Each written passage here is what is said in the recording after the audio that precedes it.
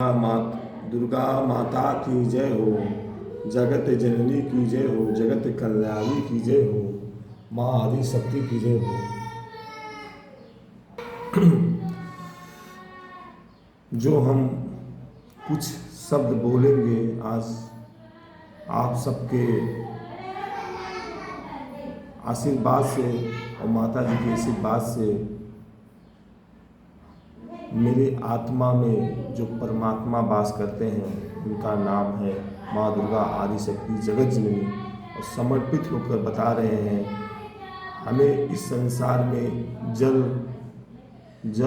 हवा, जिस मिट्टी से हमें अनाज मिलता है, यही सब हमारे भगवान हैं।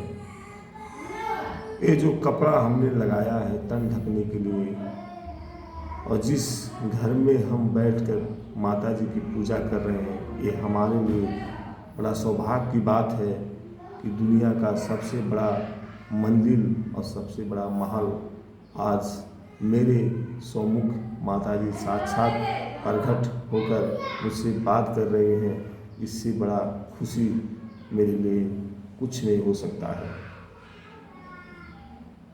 दुर्गा जी का कृपा और दुर्गा जी का आशीर्वाद, और जिस माता ने जन्म दिया उन माता को उन माताओं को हम कोटि कोटि अपने हृदय से, अपने आत्मा से सदा धन्यवाद देते रहेंगे।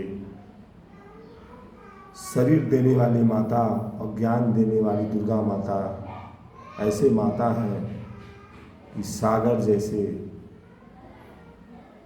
दया की भाव, सागर जैसे ममता, सागर जैसे प्रेम अगर कहीं मिलता है तो माँ की आंचल की छाया में मिलता है। माँ से बढ़कर इस दुनिया में कोई नहीं है। अगर पुत्र और पुत्री जो होते हैं अगर गलती कर दें जो भी, तो माता ऐसे माता है कि क्षमा कर देती हैं और कभी भी अपने पुत्र के बारे में, अपने संतान के बारे में अहित नहीं सोचती हैं। वही माता पिता के रूप है। साक्षात अगर कहें तो भगवान माता पिता हैं, और जिसके लिए इस संसार में सब लोग झगड़ते हैं, लड़ते हैं, अधूरा ज्ञान होने के नाते जो गीता है हमारे सनातन धर्म में बड़ा गर्व के साथ हम कह सकते हैं। अगर इसको कुछ ऊपर की क्लास से 5 से लेकर 10 तक, अगर इसे बैचलर तक अगर थोड़ा इसका जो कंस्टेंट है, जो इसका पाठ है और जो इसका मतलब सारांश है गीता का, अगर इसका पाठ बनाए, लेसन बनाए, इसका बुक बनाए, 4 लेसन बना दे 5 कक्षा के लिए, 7 कक्षा के लिए 7 लेसन, ऐसे 10 कक्षा के लिए 10 लेसन बना दें।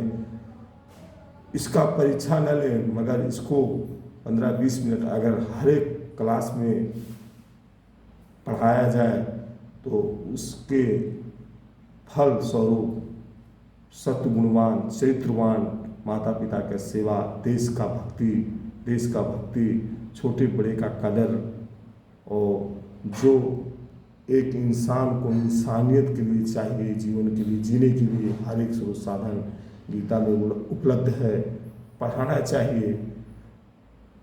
इस्लाम में जो कुरान है उसे भी पढ़ाना चाहिए। सत्य तथ्य क्या है सभी के बीच में रखना चाहिए, सब बनाकर पढ़ाना चाहिए। बाइबल भी पढ़ाना चाहिए।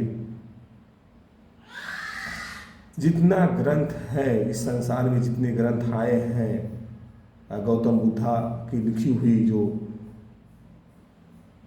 गाइडलाइंस है वो भी किताब में है, मगर उतनी पर्याप्त नहीं है जितना चाहिए। अगर किसी को पढ़ना होता है तो मतलब अपने घर में लाकर पढ़ता है।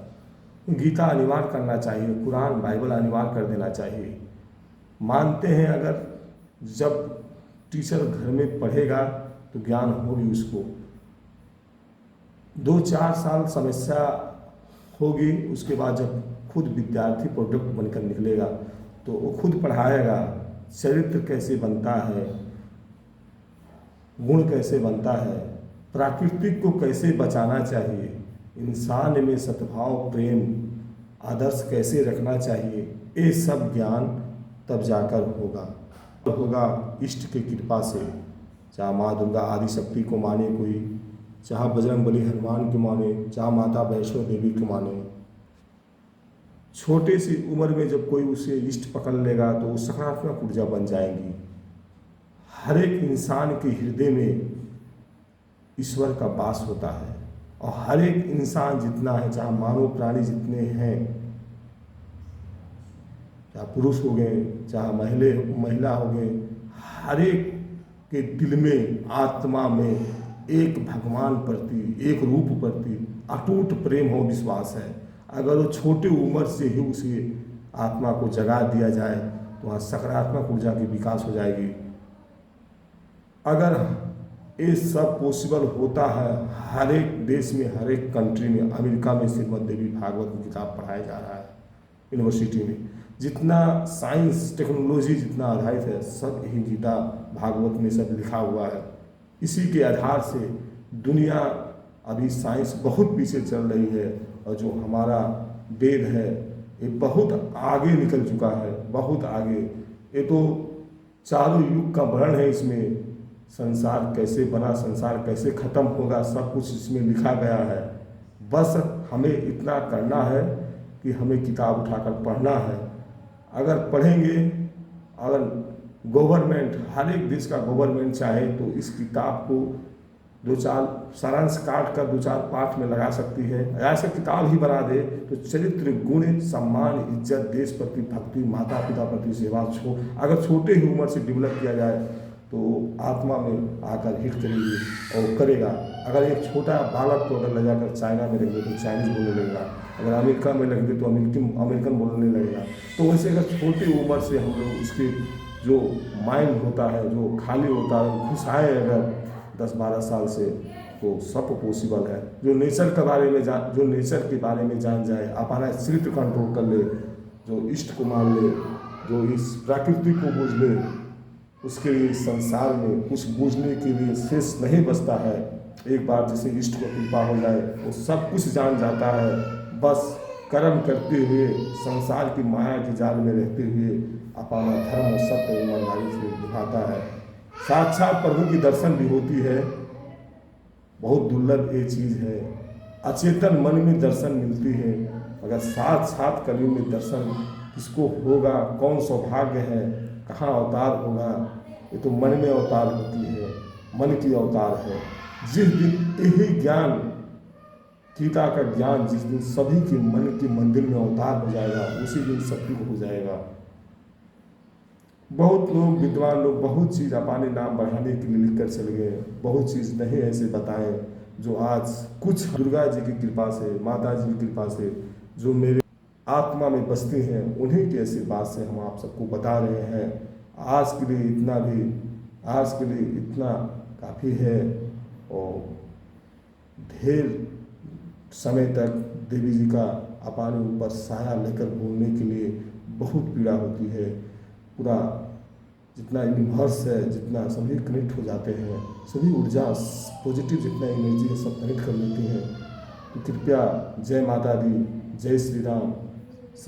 सब जितने सनातन भाई हैं, जितने प्राणी हैं, जिसमें जान है, सबके जीवन का उज्जवल भविष्य का कामना करते हुए और दुख में सुख में दोनों में प्रभु का आशीर्वाद बने रहे और माता पिता का आशीर्वाद सदा रहे सभी के जीवन में, कहते हुए हम माता जी का जो मेरी बारी है, आशीर्वाद है, यहीं पर अंत करते हैं। जय माता दी, जय।